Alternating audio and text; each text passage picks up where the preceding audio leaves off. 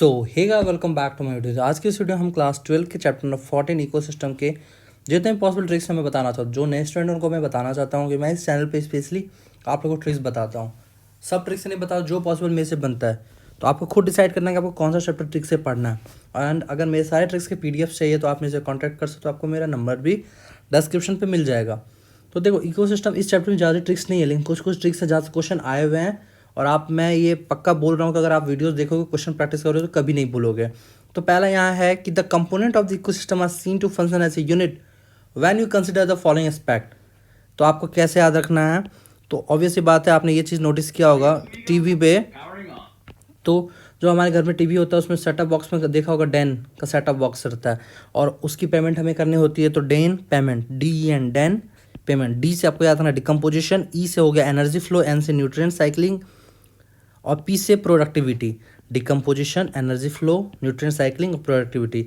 कौन कौन सा यहाँ पे when you consider the following aspect. तो आपको चार चीज़ याद रखना है, जो मैंने आपको बता दिया कैसे याद रख सकते हो। DNP, productivity, nutrient cycling, energy flow, decomposition. Next important step in decomposition. ठीक है, तो इसको हम कैसे याद रख सकते हैं? तो इसको भी सिंपल याद रखना है। FL, ये हो गया हमारा फल, फ्रूट्स। फल, काटे, काटे हम। खाने से पहले हम ओबियसली से कट करता रहता है, काटे H और हम। F से आपको याद रखना फ्रेगमेंटेशन, L से आपको याद रखना लीचिंग, C से कैट जो है कैटाबॉलिज्म, S से हो जाएगा हमारा ह्यूमिफिकेशन, एंड M से हो जाएगा मिनरलाइजेशन। ठीक है, fragmentation, leaching, catabolism, humification and mineralisation. फल, काटे हम, HM। F से फ्रेगमेंटेशन, L से लीचिंग, C से ये कैटाबॉलिज्म, S से ह्यूमिफिकेशन, M से मिनरलाइजेशन। ये याद हो गया। अब नेक्स्ट देखो, न्यूट्रिएंट साइक्लिंग और आइसोबायोजियोकेमिकल साइकिल। तो दो टाइप के हैं, गैसियस और सेडिमेंट्री। गैसियस में आएगा नाइट्रोजन, कार्बन। सेडिमेंट्री में आएगा सल्फर एंड फॉस्फोरस। तो कैसे इसे हम याद करते हैं, क्योंकि हो सकता है कन्फ्यूजन हो जाए। तो सिंपल आपको याद रखना CNG गैस, CNG। C से कार्बन, N से नाइट्रोजन, ये क्या होगा गैसियस। और ये याद रखना SSP, या फिर अगर ये याद है तो उल्टा हो गया, सल्फर एंड फॉस्फोरस किस में आ जाएगा, सेडिमेंट्री में। ठीक है, अब देखो next phosphorus cycle. Phosphorus cycle ये बहुत इंपॉर्टेंट, वेरी इंपॉर्टेंट टॉपिक डालो, क्योंकि यहाँ से क्वेश्चन आए हुए हैं, इन फ्यूचर भी आ सकते हैं। ये डायग्राम एग्जैक्ट उतार के दे देता है नीट वालों, नीट आपको दे देता है नीट में कि ये क्वेश्चन से जो ये जो मतलब पूरा आपका डायग्राम है, ये पूरा छाप दिया जाता है और आपको यहाँ पे ABCD करके दे दिया जाता है। प्रोड्यूसर आपको सिंपल याद रखना है। अब नीचे यहाँ से याद रखना है आपको,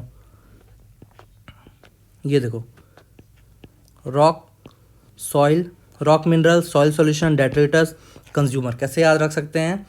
तो RSDC से याद रखना really stupid disease cancer. Cancer disease होता है, ऑब्वियस बात स्टूपिड डिजीज होता है। आपको क्या याद रखना? Really stupid disease cancer. कौन सा डिजीज? कैंसर। उसमें से रियली में से R याद रखना है, स्टूपिड में से S याद रखना है, डिजीज में से D याद रखना है, और कैंसर में से C याद रखना। तो और R का मतलब क्या हो गया? Rock mineral.